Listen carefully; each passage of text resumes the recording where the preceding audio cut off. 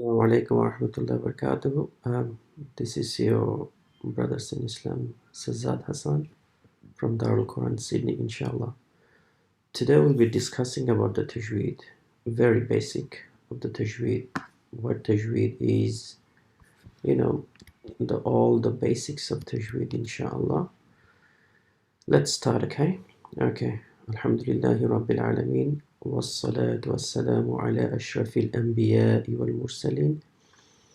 ومن تجد بإحسان إلى يوم الدين أما بعد فأعوذ بالله من الشيطان الرجيم بسم الله الرحمن الرحيم. Okay, the word tajweed is verbal noun from jawada, which literally means to make something better,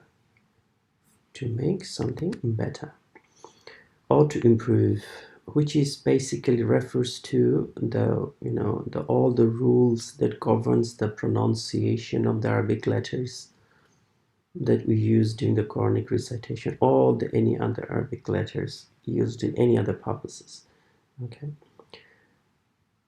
So the applied definition which we understood is it is that tajweed is the articulating each and every Arabic letters from its articulation point, which we called makhraj. Makharij, all the articulation points together. Plural is makharij, singular will be makhraj. And to give each and every letter to its proper rights and its dues of the characteristics, which we call sifat, which is the plural of sifa. Okay, that's the tajweed, the basic. So we need two things. One is the makhraj, the articulation point of the Arabic letters, and the proper due and rights of its sifat, the characteristics of those letters, which are associated.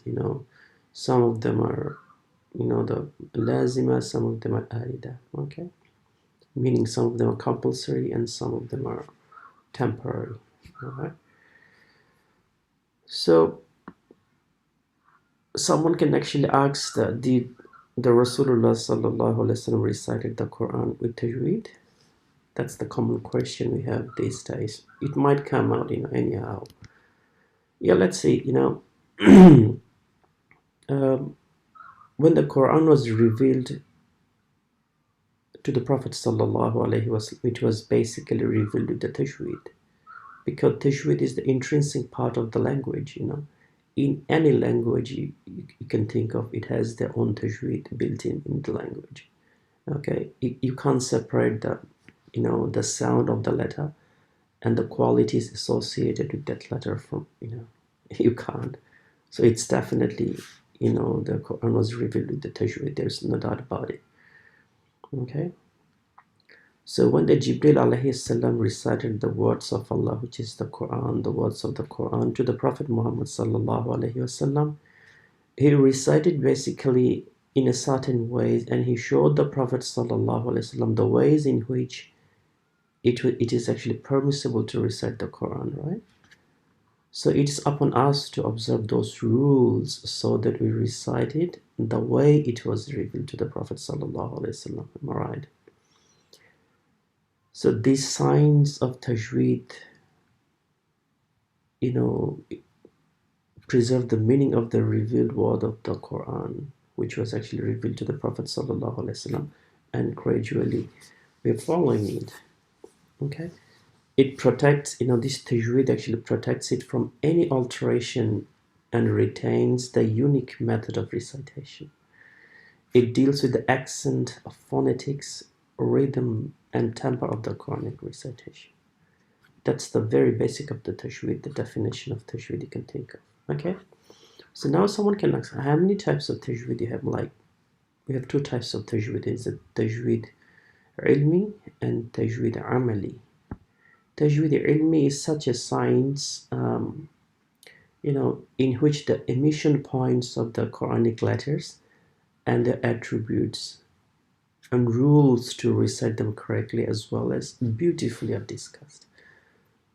This thing we call the tajweed al-ilmi. Okay, tajweed amali is easy to pronounce the letter from their, the fixed outlets, with all the attributes. Fixed outlets means the specific articulation point, which is the makharij, with all the attributes like the sifat, compulsory and optional, as I mentioned before, lazima and arida, easily and without any difficulty, which is this is the tajweed al-amali. In other words, to practice makhraj and sifat by discharging exact right to each Arabic letters. Okay. Now we're going to discuss a little bit about the history of the tajweed, inshallah. Look,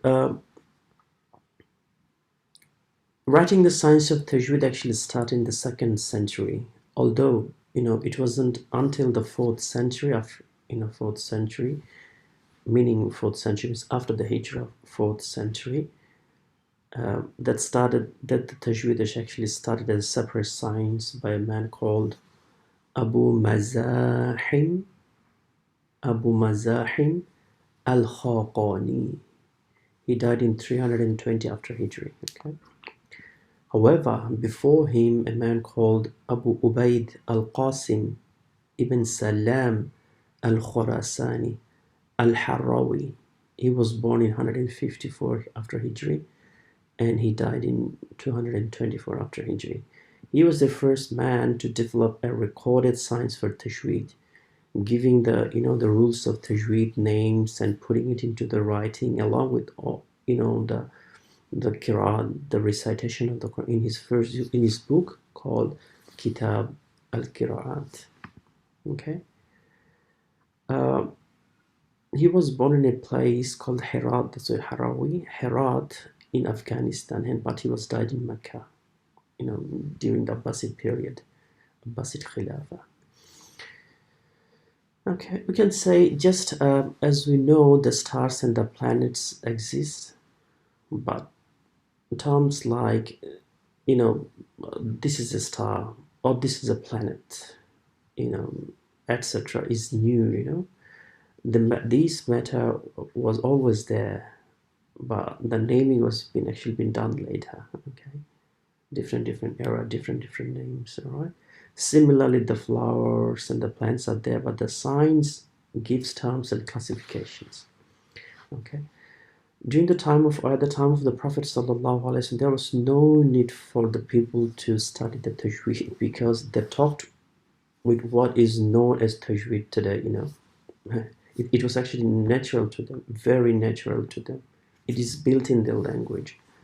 But when the Arabs actually started mixing with the non-Arab people, and Islam was actually spreading to the many different non-Arab lands, mistakes in the Qur'an recitation started appearing. So the scholars had to record the rules for the non-Arabs, even for the Arabs. We'll know inshallah later why for the Arabs. Now, because the everyday Arabic that Arab speaks, many Arab people speak, has changed so much from the classical Arabic with which the Quran was revealed. Even Arabs must study the tajweed, So what we know as rules nowadays were documented in the same books, and were all part of the same thing. It was only later that the science of the tajweed as a separate science that was developed. In 4th century, as I mentioned earlier, Abu Mazahim al-Khaqani, he started the tajweed as a separate science. Remember the name, Abu Mazahim al-Khaqani. He started the tajweed as a separate science in 4th century. But the man, Abu Ubaid al-Qasim ibn Salam al-Khurasani, he was the first to record the tajweed as a science in the 2nd century. Okay, so that's the bit of history of the tajweed. People actually, if we can elaborate a little bit, people wrote about different aspects of the tajweed in the 2nd century, but the subject started in the 4th century. Abu Amr, one of the great Qurra of the 10 Qira'at, wrote an article about Idgham al-Kabir in the 2nd century. It is also called the Risala fi Idgham al-Kabir. So individual topics were written about, but not Tajweed as a separate science. Okay, but Abu Mazahim al-Khaqani started the Tajweed as a separate science. Language scholars, when documenting the language, named in terms of like the idhar, etc. The older Arabic grammar books would include rules of Tajweed. These were documented as part of the grammar of Tajweed. Okay. Only in the 4th century the rules created to reciting were taught as a separate science. This is by the Abu Mazahim al-Khaqani. Okay.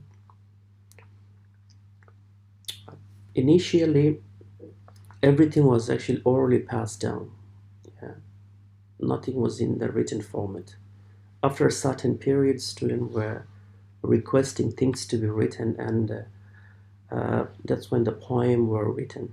They used to talk in a poetic way, The poem was so popular at that time. Writing books and the poems came later. So then we can actually see that Imam Ash-Shatibi wrote about this, the 7 Qira'at.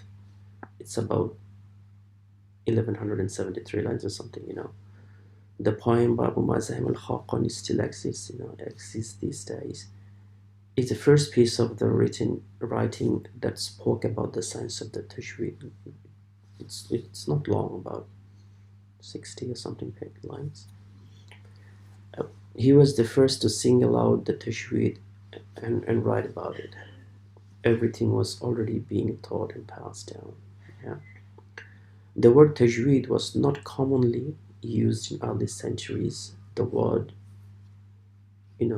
used was the Husn al-Ada, like the good or excellent performance.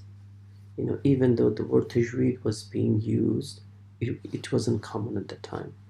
Abu Amr al-Dani narrated that there's another scholar called Abu Amr al-Dani, not the greatest scholar of the Tajweed and the Qur'an and also the Arabic grammar. He narrated that Ibn Mujahid, another guy who compiled all the 7 Qira'at, and he that's a long story. We'll come to it, inshallah, the history of all these people. He also died in 324 after Hijri. This Abu Mazahim, Ibn Mujahid, said there were 2 types of lahm, and he mentioned the word Tajweed. Yeah. This proves that the word Tajweed was there, but it wasn't actually common. All right. So that's it for today. We have discussed the definition of the Tajweed, the types, and the history of the Tajweed. Inshallah. So we'll have we'll have a series, inshallah, with this the Tajweed and the history of the Qur'an, inshallah. So that's it for today, inshallah. I'll see you sometime tomorrow or day after, inshallah. Let's see. JazākAllāh Khaiyr, inshallah. Wassalāmu Alaikum wa Raḥmatullāhi wa Barakātuh.